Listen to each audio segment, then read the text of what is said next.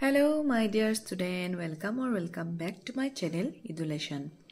মৰমৰ ছাত্ৰ ছাত্ৰীসকল, আজি মই তোমালোকক পঢ়াবলৈ লৈছো নৱম শ্ৰেণীৰ অসমীয়াৰ লোক সংস্কৃতি ডক্টৰ নবীন চন্দ্ৰ শৰ্মা। এইটোৰ প্ৰশ্ন উত্তৰসমূহ মই তোমালোকক দি দিম। পৰীক্ষাসমূহ যেহেতু আহি আছে তোমালোকে ভালদৰে পঢ়িবা। তোমালোকক প্ৰশ্ন উত্তৰখিনিও দিয়াই আছে, সকলো মোৰ চেনেলত পাই যাবা। লোক সংস্কৃতি পাঠটোত কিনো কোৱা হৈছে বলাচোন আমি পাঠবোধৰ পৰা ভালদৰে অলপ বুজি লওঁ। ইয়াত পাঠবোধত দিয়াই আছে ধুনীয়াকৈ, এইখিনি পঢ়িলে তোমালোকে বুজি পাবা। লোক সংস্কৃতি অবিহনে কোনো সমাজেই উন্নতি সাধন কৰিব নোৱাৰে।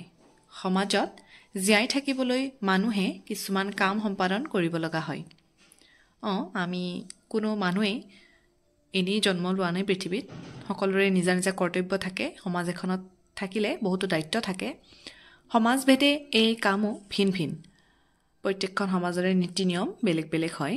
প্ৰত্যেক জনগোষ্ঠীৰ যেনেকুৱা নৃত্য, গীত, ভাষা সকলো বেলেগ হয়। গতিকে সমাজভেদেও কামবোৰ বেলেগ বেলেগ হয়। সভা, সমিতি, উৎসৱ, পাৰ্বণ আদি উপভোগ কৰি মানুহে জীয়াই থকাৰ প্ৰেৰণা লাভ কৰে। আমাৰ জীৱনত যদি উৎসাহজনিত কোনো কামেই নাথাকে তেনেহ'লে আমাৰ জীৱনটো উকা উকা লাগে। গতিকে উৎসৱ পাৰ্বণ আদিবোৰ উপভোগ কৰিলেহে জীৱনটো ভাল লাগি থাকে। মানুহে সম্পাদন কৰা এই সকলোবোৰকে কৃষ্টি আৰু ইয়াৰ উত্তৰণকে সংস্কৃতি বোলা হয়। আজিৰ সমাজত মানুহে যান্ত্ৰিক জীৱনৰ ব্যস্ততাৰ বাবে নিজৰ কৃষ্টি সংস্কৃতিক পাহৰি যাবলৈ ধৰিছে। সকলোৱে ইমান ব্যস্ত হৈ পৰিছে যে নিজৰ কি সংস্কৃতি তাকেই পাহৰি যায়। ই সমাজ আৰু সভ্যতাৰ বাবে ভাল লক্ষণ নহয়। সেয়েহে এই পাঠটিৰ জৰিয়তে উঠি অহা প্ৰজন্মক, মানে নৱপ্ৰজন্মৰ কথা কৈছে, নিজৰ নিজৰ কৃষ্টি সংস্কৃতিৰ প্ৰতি সজাগ কৰি তুলিব পৰা যাব বুলি আশা কৰা হৈছে। মানে এই পাঠটোত যিখিনি কথা কৈছে সেইখিনি পঢ়ি উপকৃত হ'ব বুলি, আজি ছাত্ৰ ছাত্ৰীসকল উপকৃত হ'ব বুলি কোৱা হৈছে। সংস্কৃতিনো কি তাক উপলব্ধি কৰি এটি সুৰুচি সম্পন্ন জীৱন কটাবলৈ ছাত্ৰ ছাত্ৰীসকলে যাতে প্ৰেৰণা লাভ কৰে, এই পাঠটিৰ জৰিয়তে তাৰে চেষ্টা কৰা হৈছে। ইয়াত ধুনীয়াকৈ কেইটামান শব্দাৰ্থও দিয়া আছে। শব্দবোৰ বুজি নাপালে চাই ল'ব পাৰিবা। অংগীভূত অংগ হিচাপে পৰিগণিত। আচৰণ, ব্যৱহাৰ, অশৰীৰী মানে শৰীৰবিহীন। আবু, আইতা। আবু বুলি আমাৰ গাঁৱলীয়া সমাজত বিশেষকৈ কোৱা হয়। আগৰ দিনৰ মানুহবোৰে কোৱা হয়, আজিকালিতো নামাতেই ধৰা, কিন্তু আগৰ যিবিলাকে আছিল আবু বুলি কৈছিল আইতাক। পিৰিয়ে পিৰিয়ে এটা প্ৰজন্মৰ পৰা আন এটা প্ৰজন্মলৈ লোককৃতি সমাজত প্ৰচলিত কাম উত্তৰণেই উন্নতিয়েই পৰম্পৰাগত প্ৰজন্মৰ পৰা প্ৰজন্মলৈ সমল দ্ৰব্য জাতক বুদ্ধদেৱৰ পূৰ্বজন্মৰ কাহিনীৰে পৰিপূৰ্ণ এখন ধৰ্মীয় পুথি। এই পুথিখন পালি ভাষাত ৰচিত। পষ 15 দিনৰ সময়সীমা পশেষ। এতিয়া বোলা আমি প্ৰশ্ন উত্তৰসমূহ চাওঁ। প্ৰথম প্ৰশ্নটো দিয়া আছে, লোককৃষ্টিৰ সাধাৰণ উত্তৰণক কি বোলা হয়? ইয়াৰ এনচাৰ হ'ব উত্তৰণক লোক সংস্কৃতি বোলা হয়। নেক্সট প্ৰশ্ন আছে, লোক সমাজত কোন সময়ৰ কথাৰ অধিক সমাদৰ? এনচাৰ হ'ব খ নম্বৰ, লোক সমাজত পুৰণি দিনৰ কথাৰ অধিক সমাদৰ। গ নম্বৰ প্ৰশ্ন, লোককৃষ্টি কাক বোলা হয়? এনচাৰটো লিখি দিছোঁ চাবা। গঞা সমাজে নিজৰ বিভিন্ন কৰ্মৰ মাজতে ঋতু, মাহ, পষ অনুসৰি বিবিধ উৎসৱ, সভা আদিৰ সম্পাদন কৰে। সেই সভা উৎসৱত গীত, নাচ, অভিনয় কৰা হয়। এই কামবোৰৰ সমষ্টিকে লোককৃষ্টি বোলে। খ নম্বৰ প্ৰশ্ন আছে, লোক সংস্কৃতিৰ দৃশ্যমান দিশক কি বোলা হয়?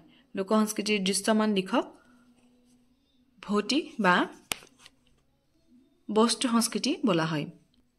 ভৌতিক বা বস্তু সংস্কৃতি বোলা হয়। 19 নম্বৰ প্ৰশ্ন আছে, পাঠত উল্লেখিত লক্ষ্মীনাথ বেজবৰুৱাই সম্পাদনা কৰা সাধুকথাৰ পুথিখনৰ নাম কি? উত্তৰ হ'ব বুঢ়ী আইৰ সাধু।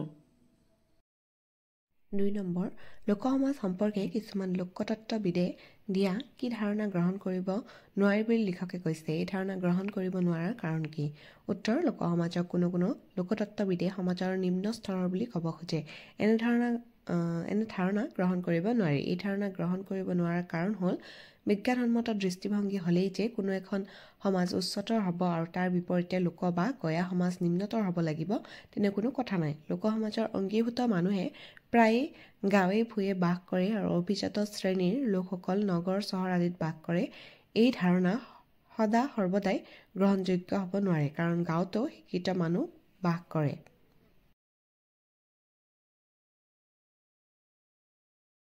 3 নম্বৰত কেইটামান চমু টকা দিয়া আছে চাবা। নিচুকনি গীত। নিচুকনি গীতসমূহ অসমীয়া লোক সংস্কৃতিৰ এক অবিচ্ছেদ্য অংগ। অতীজৰে পৰা এই গীতসমূহে অসমৰ জনজীৱনত এক প্ৰভাৱ পেলাই আহিছে। সাধাৰণতে কেঁচুৱাক নিচুকাবলৈ বা টোপনি নিয়াবলৈ এই গীতসমূহৰ ব্যৱহাৰ কৰা হৈছিল বাবে ইয়াক নিচুকনি গীত বোলা হয়। অসমীয়া সমাজত বহুলভাৱে প্ৰচলিত কেইটামান নিচুকনি গীত হ'ল শিয়ালিয়ে নাহিবি ৰাতি, আমাৰে মইনা শুবই আদি। তাৰপিছৰটো আছে মালিতা বা কাহিনী গীত। ইও অসমীয়া লোক সংস্কৃতিৰ আন এক অবিচ্ছেদ্য অংগ। মালিতা বা কাহিনী গীতসমূহৰ মাজেদি যিকোনো এটা কাহিনী বা কথাৰ অৱতাৰণা কৰা হয় আৰু সুৰ লগাই পদ্য হিচাপেই এই কাহিনীৰ শেষ কৰা হয়। শুনিবলৈ ৰস লগা আৰু শুৱলা হোৱাৰ বাবে মালিতা বা কাহিনী গীতসমূহ আমাৰ আদৰৰ আপুৰুগীয়া সম্পদ হৈ আছে। যেনে হা অ হা অ হা, এই হা হা হা, ইয়হ নমো নাৰায়ণ।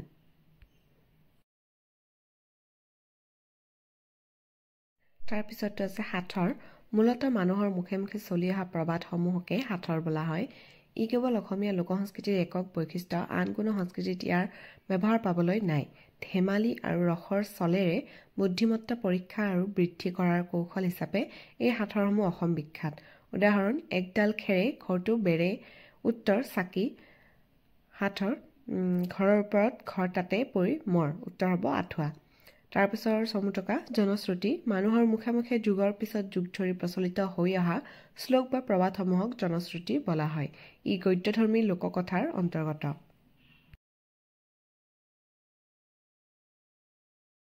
তাৰপিছত আছে জিকিৰ।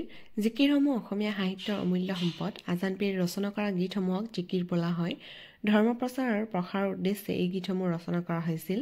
এই গীতসমূহত সম্প্ৰীতিৰ নিদৰ্শন পোৱা যায়। যেনে মোৰ মনত ভেদভাৱ নাই অ' আল্লাহ, মোৰ মনত হীন পৰ নাই অ' আল্লাহ, হিন্দু কি মুছলমান একে আল্লাৰ সন্তান, মোৰ মনত একেটি ভাই, দেহ বিচাৰৰ গীত।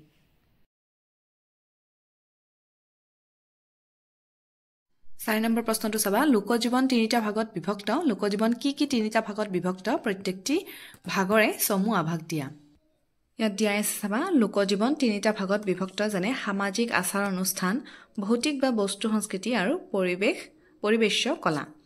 ইয়াত তাৰ ভাগকেইটাৰো অলপ অলপ দিয়া আছে, তোমালোকে ইয়াৰ পৰা পঢ়ি ল'বা। গোটেইখিনি পঢ়ি ল'লে ভাল। সামাজিক আচাৰ অনুষ্ঠান, ভৌতিক বা বস্তু সংস্কৃতি, লোক পৰিৱেশ্য কলা।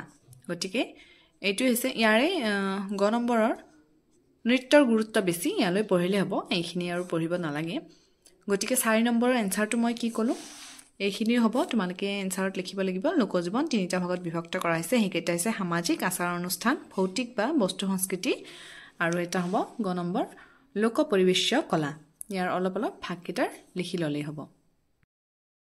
5 নম্বৰ প্ৰশ্নটি মই দি নিদিলোঁ কাৰণ কিতাপতে আছে, তোমালোকে চালেই পাই যাবা। 6 নম্বৰটো চাবা।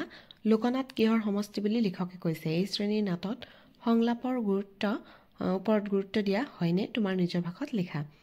উত্তৰ: লোকনাট নৃত্য আৰু গীতৰ সমষ্টি বুলি লেখকে কৈছে। লোকনাটত সংলাপৰ গুৰুত্ব কম, তাৰ পৰিৱৰ্তে ইয়াত নৃত্য আৰু গীতৰহে গুৰুত্ব আছে বুলি লেখকে কৈছে।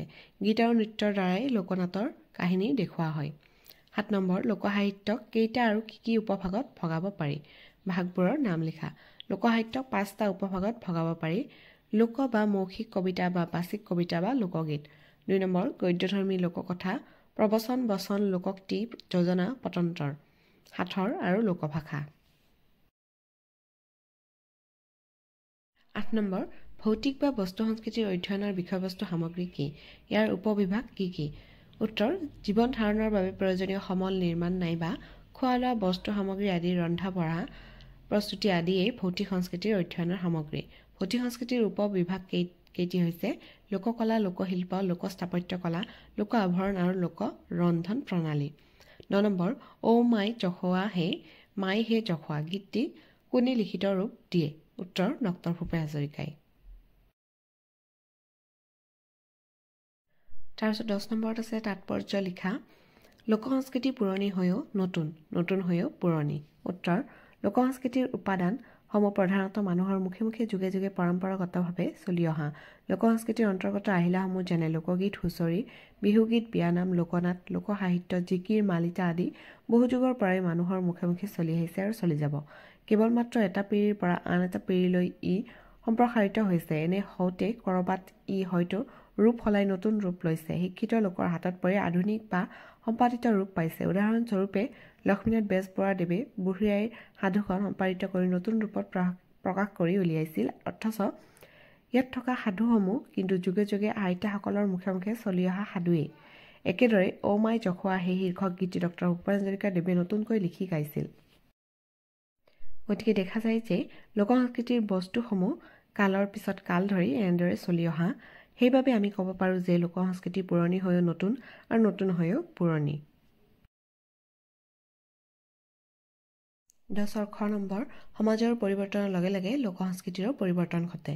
উত্তৰ, লোকসংস্কৃতিৰ উপাদানসমূহ মানুহে সমাজ তথা সময় সাপেক্ষে নিজৰ মতে গঢ় দিয়ে। কালৰ বিৱৰ্তনত এই উপাদানসমূহৰো ৰূপান্তৰ ঘটে। শিক্ষিত মানুহৰ হাতত পৰি এই উপাদানসমূহে আধুনিক ৰূপ পায়। সেইবাবে ক'ব পাৰি যে সমাজ পৰিৱৰ্তনৰ লগে লগে লোকসংস্কৃতিৰ পৰিৱৰ্তন ঘটে।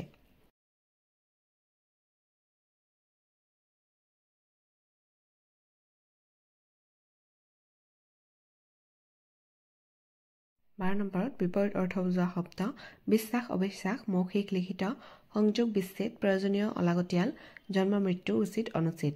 13 নম্বৰ সমাৰ্থক শব্দ গঞা, গাঁৱলীয়া, পিতা, দেউতা, পিতাই, পিতৃ, বেমাৰ, ৰোগ, অসুখ, চহৰ, নগৰ, লোক, জন, মানুহ। মৰমৰ ছাত্ৰ ছাত্ৰীসকল, এইখিনি আছিল তোমালোকৰ লোক সংস্কৃতি পাঠটোৰ প্ৰশ্ন উত্তৰসমূহ। ভালদৰে পঢ়িবা আৰু মুখস্থ কৰিবা। আশা কৰিছোঁ আজিৰ ভিডিঅ'টো চাই ভাল পাইছা। আৰু এটি নেক্সট ভিডিঅ'ত লগ পাম। আজিলৈ ইমানেই।